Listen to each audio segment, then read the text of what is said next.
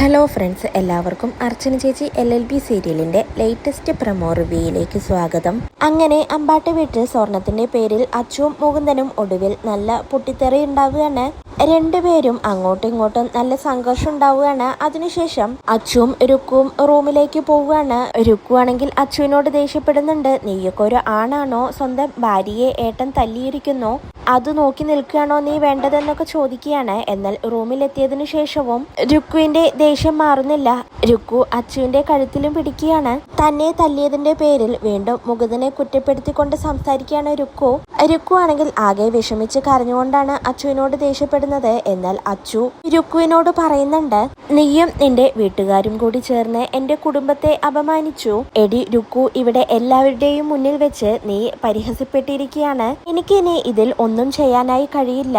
കാരണം നീ ചെയ്തത് വലിയൊരു തെറ്റാണെന്ന് അച്ചു രുക്കുവിനെ കുറ്റപ്പെടുത്തുകയാണ്. ഈ ചതിക്ക് പിന്നിൽ രുക്കു തന്നെയാണെന്ന് അങ്ങനെ അച്ചു അറിയാണ്. രുക്കു ആണെങ്കിൽ ഇനി എന്ത് ചെയ്യും? ഇനി ഇവിടെ പിടിച്ചു നിൽക്കാൻ താൻ എന്താണ് ചെയ്യുക എന്നൊന്നും അറിയാതെ ആകെ വിഷമിച്ചുകൊണ്ട് അങ്ങനെ കരയാണ്. എന്നിട്ട് വേഗം ഫോൺ എടുത്ത് ചന്ദ്രയെ വിളിക്കുന്നുണ്ട്. ചന്ദ്ര എന്നിട്ട് പറയുന്നുണ്ട്, രുക്കു, നിനക്ക് അവിടെ പിടിച്ചു നിൽക്കാൻ ഞാനൊരു തന്ത്രം പറഞ്ഞു തരാം. ആ തന്ത്രം പ്രയോഗിച്ചാൽ എല്ലാവരും നിന്റെ മുന്നിൽ മുട്ടുമടക്കി നിൽക്കുമെന്ന് ചന്ദ്ര പറയാണ്. അങ്ങനെ രുക്കുവിനെ അവിടെ പിടിച്ചു നിൽക്കാനായി ഒരു പ്ലാനും പറഞ്ഞു കൊടുത്തുകൊണ്ട് ചന്ദ്ര ഫോണ് കട്ട് ചെയ്യാണ്. അതിനുശേഷം രമ്യയും മഞ്ജുവും കൂടി പച്ചക്കറിയും മുറിച്ചുകൊണ്ട് സംസാരിച്ച് അങ്ങനെ ഇരിക്കുകയാണ്. അപ്പോഴാണ് അങ്ങോട്ടേക്ക് രുക്കു വരുന്നത്.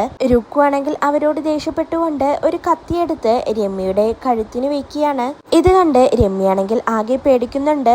മഞ്ജു ആണെങ്കിൽ ആകെ ഷോക്കായി അങ്ങനെ ഇരിക്കുകയാണ്. ഇതോടെയാണ് ഇന്നത്തെ പ്രൊമോ അവസാനിക്കുന്നത്. നാളെ വീണ്ടും ഒരു കിടിലൻ എപ്പിസോഡുമായി കാണാം. Bye, good night.